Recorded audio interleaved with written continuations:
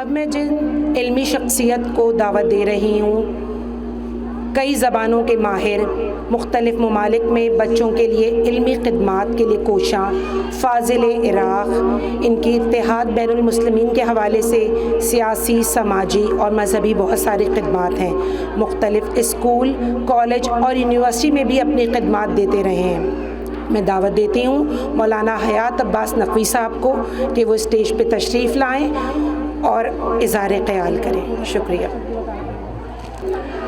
اعوذ باللہ من الشیطان الرجیم، بسم اللہ الرحمن الرحیم، الحمد للہ رب العالمین، الصلاۃ والسلام علی اشرف الانبیاء والمرسلین، سیدنا و مولانا ابی القاسم محمد صلی اللہ علیہ وسلم وعلى آل بيته الطاهرين المعصومين المظلومين ولعنة دائمة على أعدائهم أجمعين من يوم دعوتهم إلى قيام يوم الدين. فقال أمير المؤمنين بسم الله الرحمن الرحيم رضينا بقسمة الجبار لنا علم ولأبونا معلوم. صلوات پڑھیں محمد وعلى محمد کی ذات پر صلی اللہ محمد۔ میرے سامنے حجت الاسلام والمسلمین قبلہ مولانا سید حیدر عباس صاحب تشریف فرمائے، منقبت خان حضرات تشریف فرمائے، اسکول کے اساتذہ، انتظامیہ، میں سب کو اور اسکول کے بچوں کو، بچیوں کو ماہ مبارک رجب اور ماہ مبارک شعبان کی تمام تر ولادتوں کی مبارکباد پیش کرتا ہوں، اور ساتھ میں آپ کی طرف سے اور اپنی طرف سے وقت کے امام کے حضور مبارکباد پیش کرتے ہیں کہ خالق کائنات ان کے ظہور میں تعجیل فرمائے۔ میں پہلی مرتبہ اس العلم میں آنا ہوا اور بہت خوشی محسوس ہوئی کہ باب مدینۃ العلم کے ماننے والے سیراب علم کے لیے کوشاں ہے۔ علم پر سب سے زیادہ حق کائنات میں اگر کسی کا ہے تو وہ علی والا۔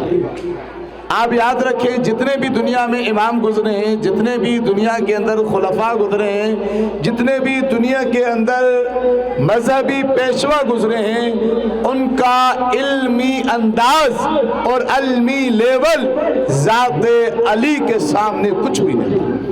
اہل سنت کا ایک بہت بڑا عالم گزرا ہے زمخشری، اس سے لوگ کہتے تھے کہ آپ اہل سنت ہیں، آپ کے پاس علی کا چوتھا نمبر ہے، لیکن آپ بار بار علی کا ذکر کرتے ہیں، کیوں؟ کہا کہ اس لیے کہ میں نے پورے عرب میں نظر ڈالی، سب لوگ علمی طور پر جس کے محتاج نظر آئے وہ اکیلا علی ہے، علی کے سب محتاج تھے، علی علم میں کسی کے بھی محتاج نہیں تھے۔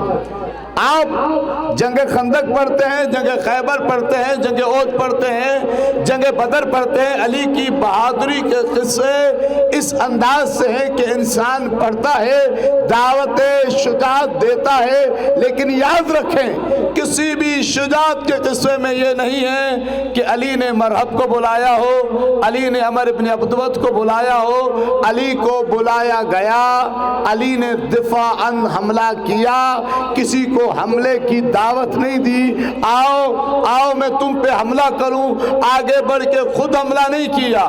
جتنی بھی میرے مولا کی جنگیں ہیں ساری کی ساری دفاعی جنگیں ہیں، لیکن یاد رکھو علی جنگ کے لیے بلاتے نہیں تھے، علی کو بلایا جاتا تھا۔ جب خیبر میں بلایا، خندق میں بلایا گیا، علی خود نہیں بلاتے تھے، لیکن طلب علم کی کوشاں سرزمین پر بیٹھے ہوئے لوگوں، العلم اکیڈمی بیٹھے ہو، سنو علم کی دعوت کے لیے علی منبر پہ بیٹھ کے کہتے تھے سلونی سلونی، پوچھو قبل اس کے کہ علی تمہارے درمیان سے چلا جائے۔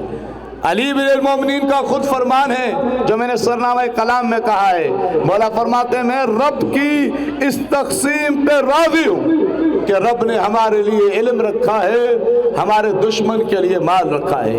یہ علم یاد رکھو، اس علم کو نور کہا گیا، یہ علم अमीर अल मोमिनीन की मीरास है, ये इल्म इमाम मोहम्मद बाक़िर की मीरास है। याद रखो, सिर्फ इल्म दीनी नहीं, इल्म की ये तकसीम दीनी और दुनियावी, इस पे भी हम बात कर सकते हैं, वक्त नहीं है। इल्म, हर वो इल्म जो खुदा के करीब करे, लोगों की खिदमत का सबब बने, वो इल्म दीन का इल्म है।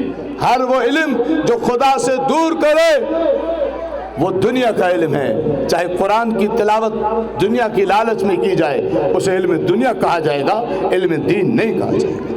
याद रखें, आप उस इमाम के मानने वाले हैं जिसके शागिर्द को जाबिर इब्न हयान कहते हैं। आप उस इमाम के मानने वाले हैं जिस इमाम के शागिर्दों की किताबों को पढ़कर दुनिया इजादात कर रही है। तो आप कहाँ हैं?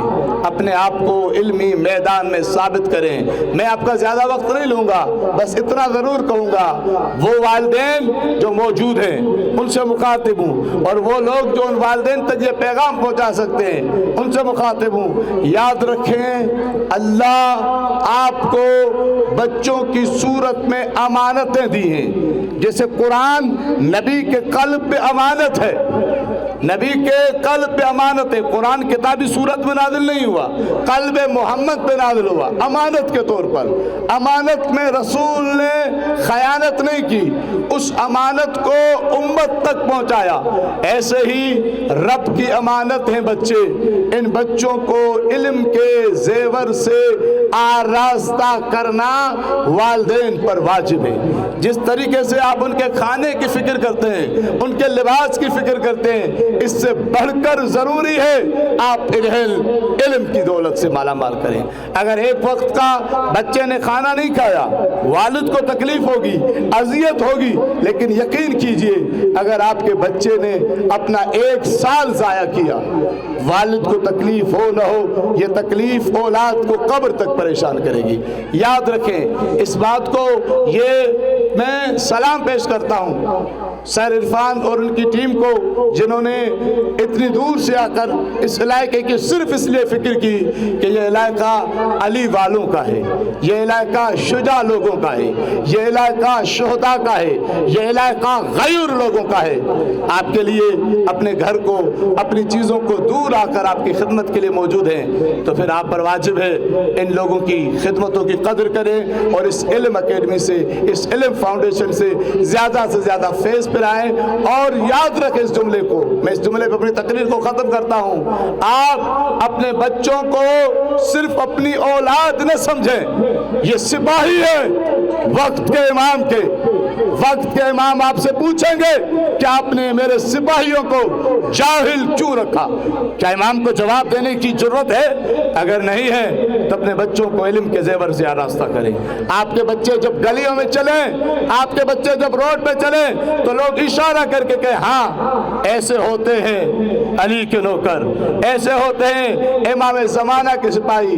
मैं एक दफ़ा फिर इस इंतज़ामिया को और तमाम तर इस इदारे के असातिज़ा को, तलबा को सलाम पेश करता हूँ और दुआ करता हूँ कि खालिक कायनात आपको अल इल्म के सफ़र में इल्म के जेवर से माला माल फरमाए। वमा अलैना इल्लल बलागुल मुबीन। वालेकुम सलाम, बहुत शुक्रिया, बहुत शुक्रिया।